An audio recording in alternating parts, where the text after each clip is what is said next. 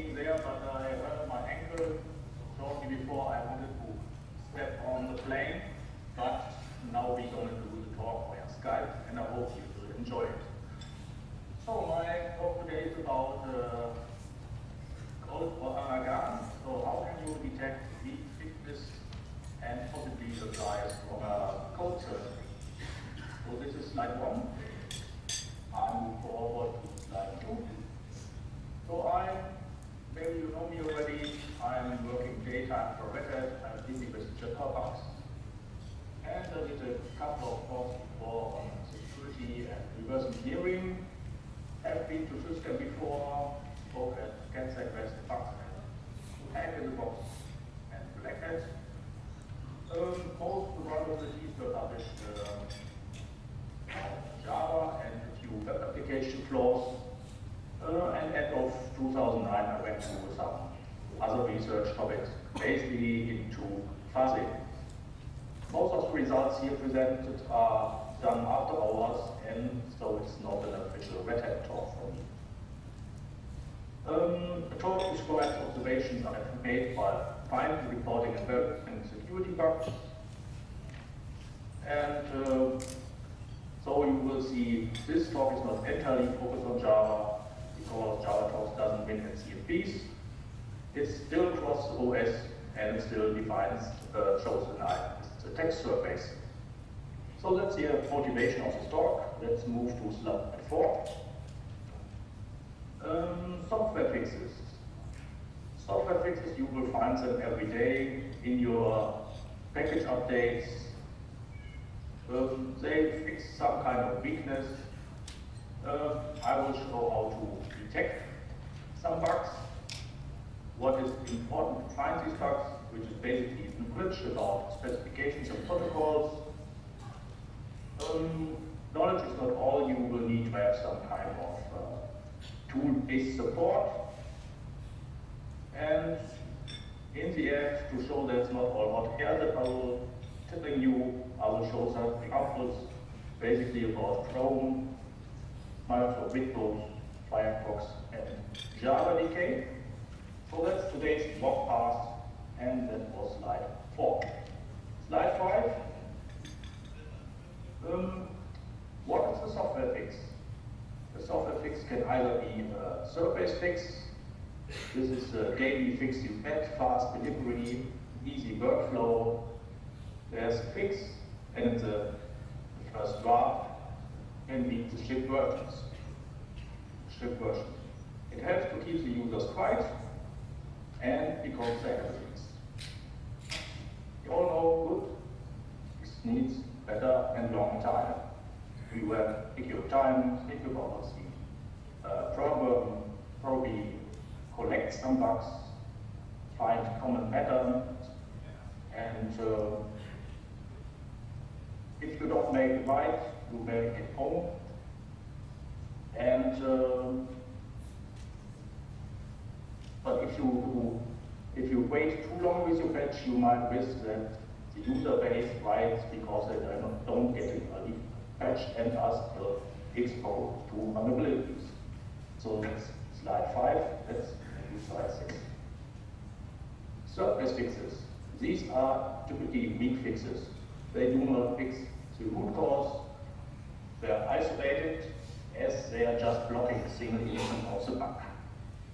This can be caused by incomplete triage, missing knowledge of a broken component, hidden functionality that's only in the binary but it's not obvious in the source, caused by workflows, templates, separators, or evil optimization magic. No source could be available, or even it's an obfuscated binary that you don't understand as an auditor. But if you fix this, you will have no cause code decay, because it's only an isolated fix in a larger binary, and you could miss the common pattern. On the other side, there could be, this is now slide 7, allow to renovate decayed code areas. You would fix the root cause. You would refactor large areas of the code introduce interception patterns that block malicious input, would implement validation hooks that give an additional layer of protection. This may be necessary because calls into underlying bits have proven to be a can of worms. Fixing individual bugs is a long run, more time intensive than redoing it right, which of course takes longer time. As a coder with intense knowledge of the components, he could find out new threat patterns, which are then easier introduced with a larger and integrated fix of a person that is concerned about even in-depth fixes. Slide 9. So, bugs are sometimes very related to each other. So I was thinking the measurement between bug proximity, but every assumption is sometimes only a start. So I define bug proximity as determined by source code proximity. You could also define it via crash time proximity, registers, stacked on, but that's only a for closed source, so we have to stay with the crash time. We will go back to this later. Slide 10. So if there's a minimal proximity, there's a version and value of 1, and the larger the proximity, it's a value of 0. But of course, the world is black and white, so the proximity is somewhere between these values in the real world. So you won't have black and white all the time, you will mostly have the values in the middle.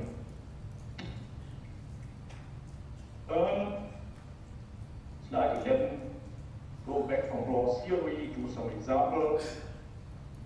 We have here a crash in the Apple type service, which is CVE 2011-0177, and you see that's a font bug. Font bugs are very interesting because they are a large can of worms, and you find font bugs in nearly every operating system, every browser, every scripting language, whatever, they all have fonts and they all have bugs. So this is a recent bug in Apple type service, and you could find it with fuzzing, slide 12.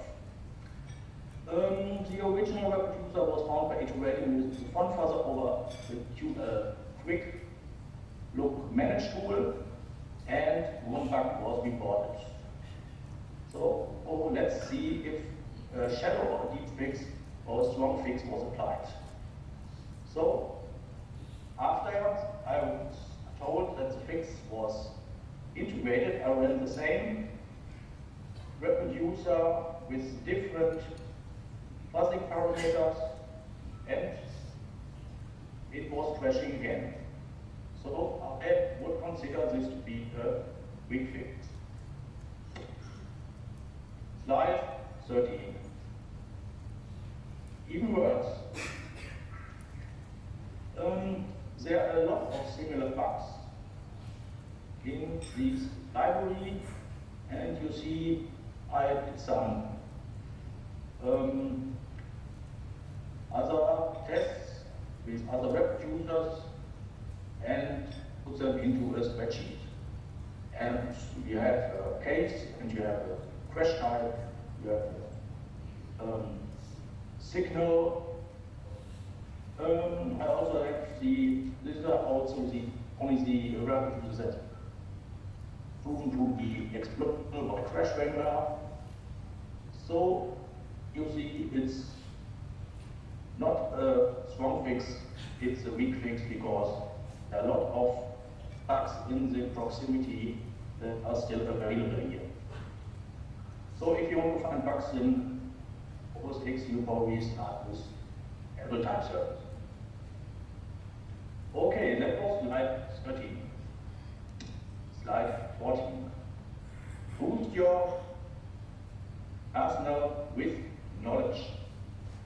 Talk about, this is about knowing specifications and protocol.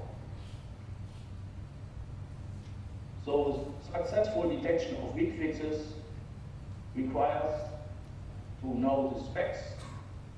If you know the specs, you can write parsers and you learn how to identify invariants to get into vulnerable areas. For example, flash bug, which I will show soon, or the Android index down the bugs. Basic knowledge is to get to know details. Slide 16. The security advisory of February 2011 fixed CVE 2010-0577. So fonts have been in flash since the early days, defined by the define font 2.3. Tags, they will flash specific glyph type tables, but Flash can introduce a define font 4 ID 91 tag, which allows you to embed complete compact font files. So I used the SyScan'11 fuzzer and my flash parser to do some range fuzzing, and I found some bug in define font 4. So there are some other bugs still in define font 4, so I would consider it to be a weak fix too. So parse and fuzz flash Rs. Next bug. This is Android SDK CVE 2011-1001. You may know DEC-dump if you are Android coder. It's a tool to dump code and structure of Android executable. Dump fast doesn't get you very far because it contains checksums. To reach beyond this surface code, which verifies a checksum and then blocks you, you have to mimic the original checksumming code as finishing touch after the fuzzing test case. So after you fuzz the data, you have to adjust the checksum. This is slide 18. This is a very compact item source. You take the file, you check some relevant code paths, and write back a patched version of the file, a patched version of the fuzz file. And that you would feed into the Android SDK and it would patch in a good case. So slide 18, slide 19, detection strategy, Singapore. Now that we saw a few bugs, how can we approach, how can we find these bugs, which tools are available, or which tools did I use? So my favorite fuzzer is the SyScan'11 from Sam Okebar. It's a very interesting license. Do whatever the fuck you want to out the license. It's with extra bit flipping fuzzing. It's a transparent proxy also. It's highly configurable. It allows to set the seed, the density, and the range, and whatever you can think of parameters. The only drawback is that the seed is not usable when you fuzz Java with it. Sometimes Java uses the internal random values, so gets a little bit confused. But you can still wrap it in a shell script and then chain the two processes together. Another emerging, slide 21, another emerging fuzzer is PongFuzz, which is from Google, which is basically written by Robert Zwicky. who reported a lot of interesting font bugs in the past also, and it's under license Apache 2. It's byte level fuzzing by default. You have an integrated crash analysis with ptrace. The fuzzing parameters, I think they will be extended in future versions, and it has some problems with signal detection currently. But it takes some work away from you by pre-bucketing the crashes via including the signature and the crash signal in the file name already. So you have some kind of pre-selection in the fuzzing done already. That's very interesting. So how can we use these fuzzers to find bugs in Java, for example? Java has a lot of native code included because you need image parsers, you need sound parsers, font rendering, color profiles, and not to forget the class file parsing in the JVM. And with native code, with native C code, you need the safe world of guarded array access, managed pointers, proof memory management, and you end up with buffer overflow and heap corruption. That is why it's interesting to fuzz Java data structures. Slide 23. Neither ZUF nor OptFuzz are optimal for fuzzing Java, although they can give you some kind of head start. OptFuzz, for example, often runs out of memory condition, so it's not usable for batches. When you fuzz Java, do it with headless setting to avoid the swing library to interfere with the app shutting down or slowing down the startup times.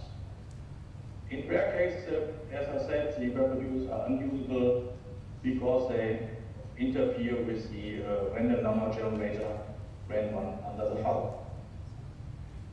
Slide 24. Why Java fuzzing? Finding exploitable bugs in Java system libraries is time-consuming.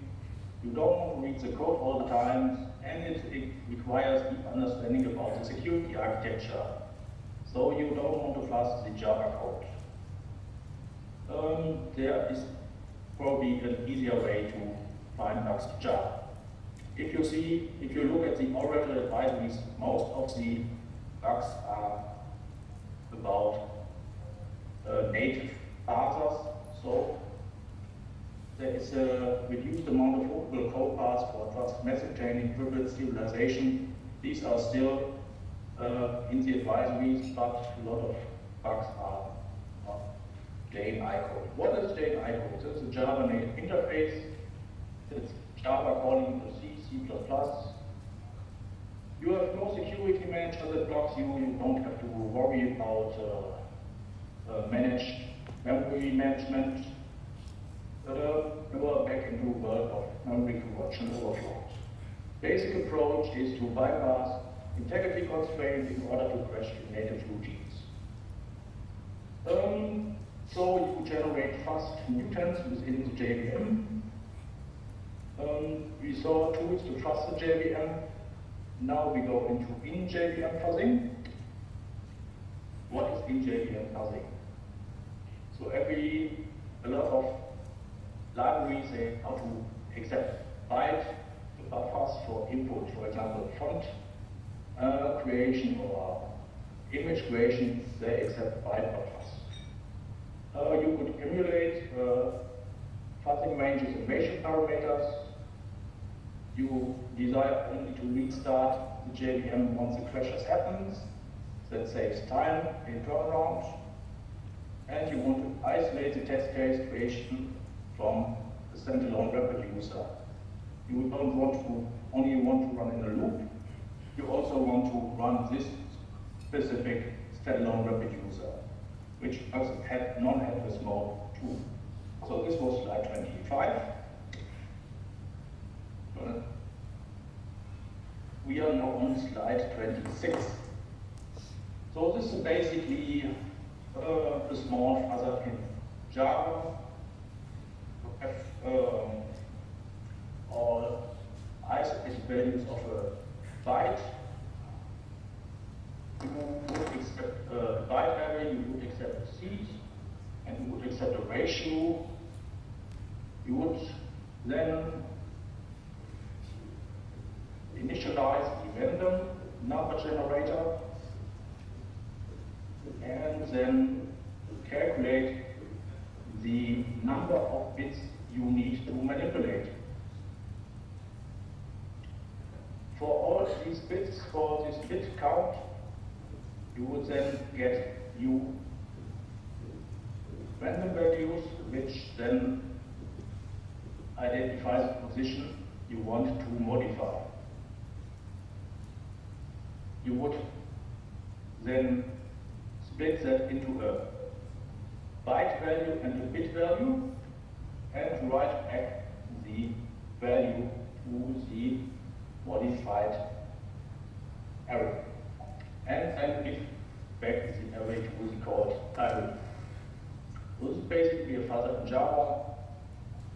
Not 5 lines as Charlie Miller did, but maybe 20 lines. But Java is more verbose anyway. So, a small fuzzer in Java. Having seen Java, we now go back to web applications. I have a fun fuzzer in JavaScript which allows to update DOM and CSS on the fly. It fuzzes content in a div element. It does no page reload. Basically, it allows to dump simplified web users. It allows to use different HTML templates, and it will be released under GPL. So this fuzzer was used slide in the font reproduce I will show later. Let's go to slide 29. How can we identify the impact of a bug?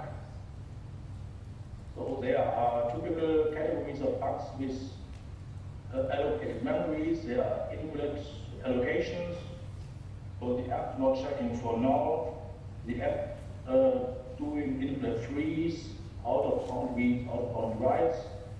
You would use electric fence, garden malloc check in elif to have an idea what happens in memory management.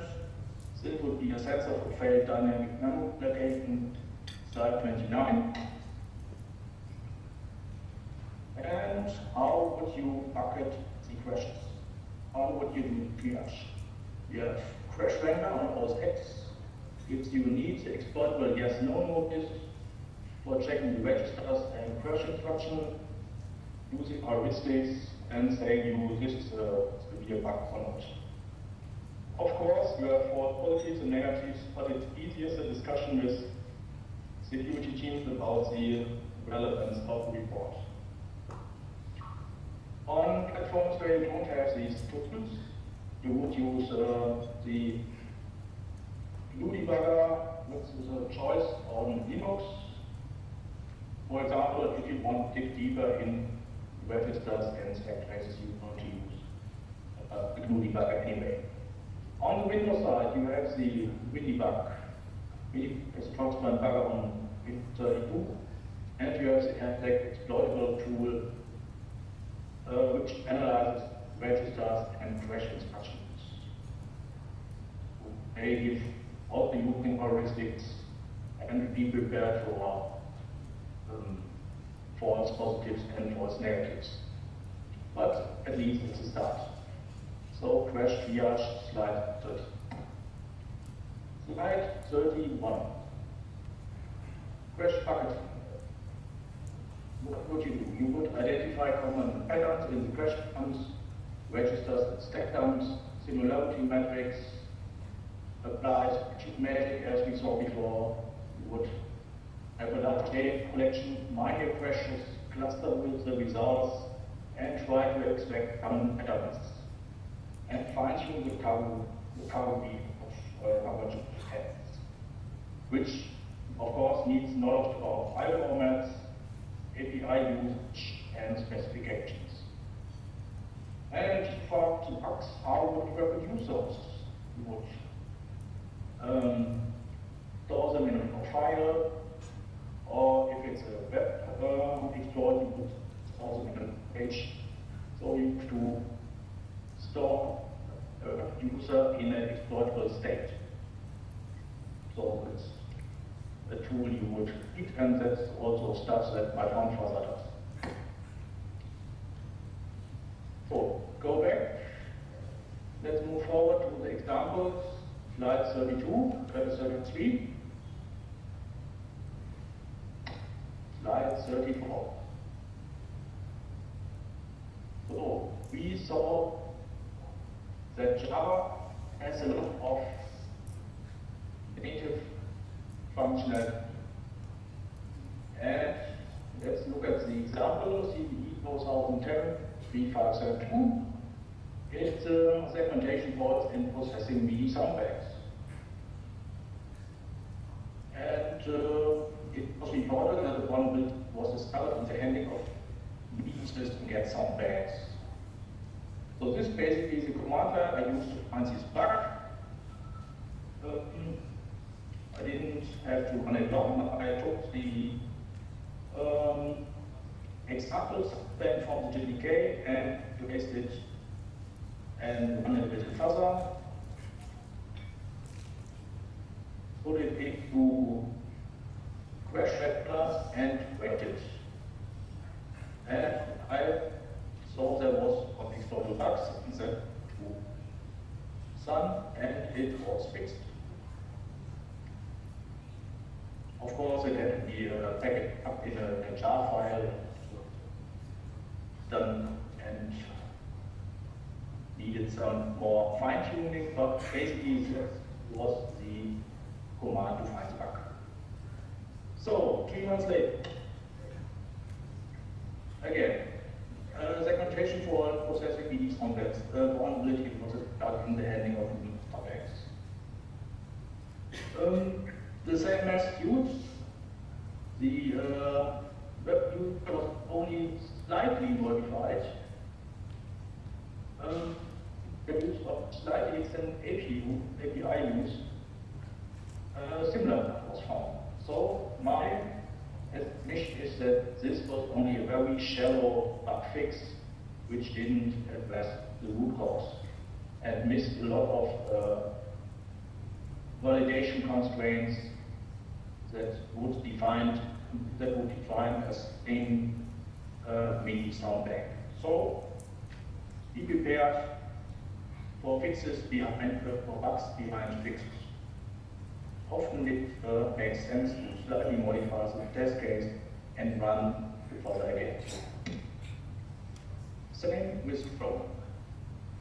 July 2010, slide 36, Chrome bug was found. It was found during dump in Chrome 5.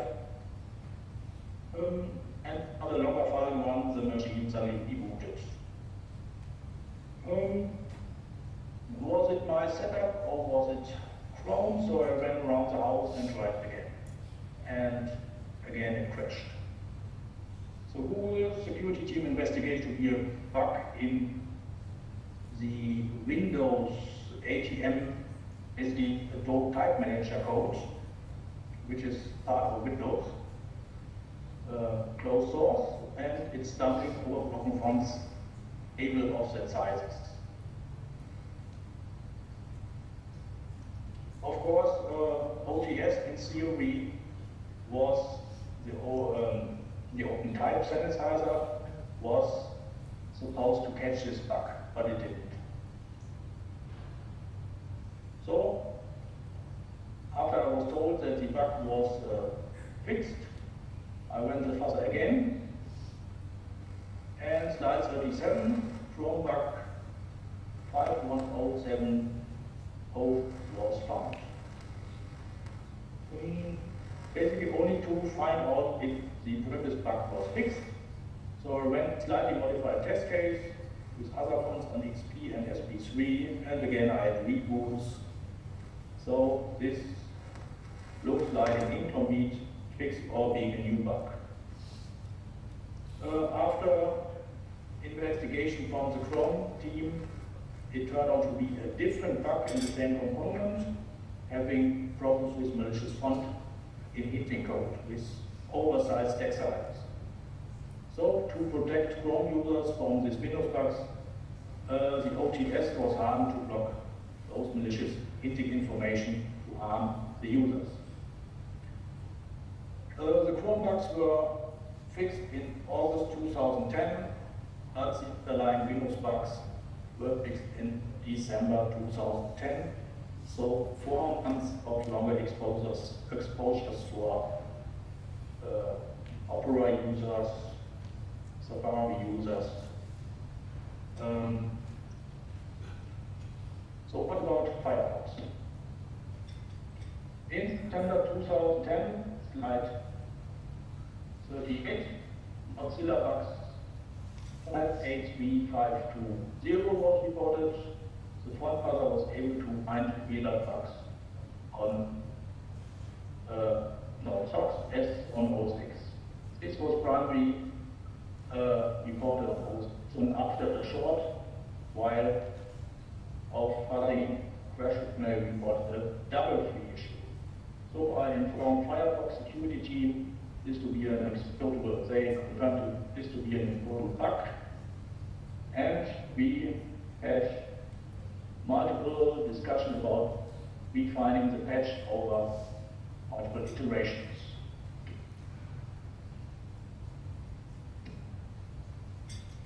So I gave my fuzzer to Mozilla, and they found out a number of other bugs, and also some equivalent right ones, and being related to the stock, I wanted to resist the question whether the following the future strategy is to have some bugs on a case-wise basis or introduce a stricter acceptance rules via the font sanitizer. Of course, maybe other researchers may ask this question too, and Mozilla was already considering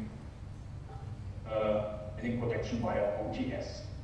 So they did the right decision and added, in my opinion, they did the right decision and added OTS to the Firefox browser.